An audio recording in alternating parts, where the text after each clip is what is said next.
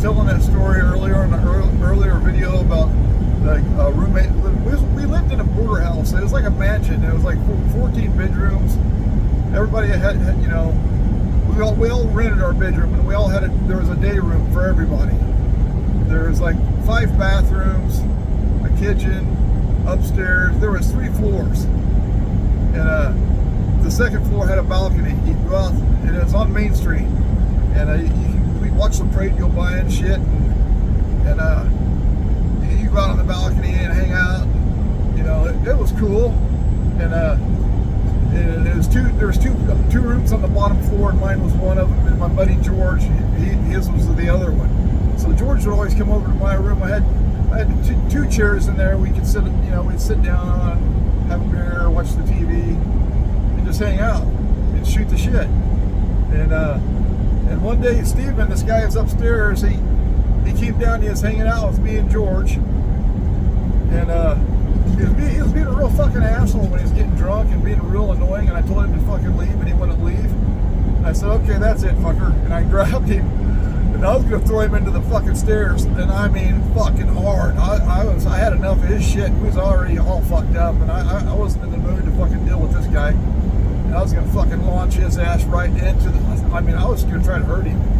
And fucking George grabbed me by my shoulder right when I was getting ready to throw him into the fucking stairs. But I still threw him into the stairs, but not as hard as I was going to, because I was gonna fucking launch him hard. I was trying to hurt the fucker, really. But the next day, me and George are working on my Jeep. I can't remember what the hell was the matter with it. But anyways, me and George are out in front of the house working on the Jeep, and I happened to see Steven up on the balcony. And I said, "Hey, Steven, you want to come down later and we'll have a drink and hang out?" He goes, "No." I go, "Why not?" He goes, "You tried to beat me up last night." I was like, "Oh, come on, man." But it was just fucking funnier and shit. He would piss off everybody in that fucking upstairs. He'd always be playing the Grateful Dead real fucking loud, like 3 in the morning.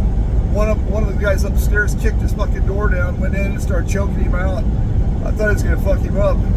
He would piss off everybody in that whole fucking house. It's like a mansion. And he would piss off everybody.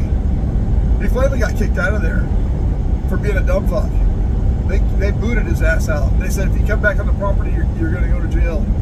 So that fucker was like a homeless there in Park City, man. He's living up. I felt sorry for him because he's a dumbass. I bought him a tent and a sleeping bag and a pillow, so he'd have somewhere to sleep, you know. And he just stayed out in the fucking woods for a while. God, he is a goofy fucker. I don't know. I liked him, but he's just a goofball. Rock and roll up here in Bigfoot country. On my way to Georgia.